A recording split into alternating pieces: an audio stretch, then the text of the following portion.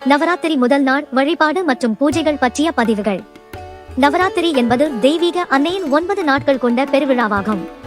இதில் ஒவ்வொரு நாளும் துர்க்கையின் 9 வடிவங்களையும் ஆராதித்து சிறப்பு வழிபாடுகள் நடத்தப்படுகின்றன. முதல் நாள் மிகவும் முக்கியமானது. அன்றே கலச ஸ்தாபனம், கலசம் நிறுவுதல் மற்றும் அன்னையின் முதல் அவதாரமான மா சைலபுத்திரி, அன்னையின் பார்வதி அம்மன் வடிவம், அவர்களை வழிபடுதல் நடைபெறும். முதல் நாள் சிறப்புகள். நவராத்திரி முதல் நாளில் சுத்தமான இடத்தில் மணல் பரப்பி அதில் முளை விதைகளை விதைக்கிறார்கள். கும்பத்தில் நீர் நிரப்பி மேலே மாம்பழ இலைகள், தேங்காய் வைத்து கலச ஸ்தாபனம் செய்கிறார்கள். இது தெய்வீக சக்தியின் வருகையையும் வளமும் செழிப்பையும் குறிக்கிறது. அன்னையின் வடிவம் மா சைலபுத்திரி. முதல் நாள் சைலபுத்திரி தேவி வழிபடப்படுகிறார். இவர் பார்வதியின் மகள் என போற்றப்படுபவர்.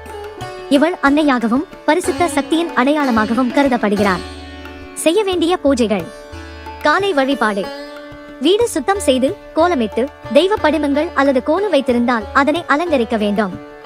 தேவி படத்தில் அல்லது சன்னதியில் மலர், சந்தனம், குங்குமம் வைத்து பூஜை செய்ய வேண்டும். பசுமை மலர்கள், குறிப்பாக செம்பருத்தி மலர், துர்க்கைக்கு மிகுந்த பிரியமானது. இது போன்ற பல பயனுள்ள ஆன்மீக தகவல்களுடன் நமது ஆன்மீக பயணம் தொடரும். ஓம் நம சிவாய.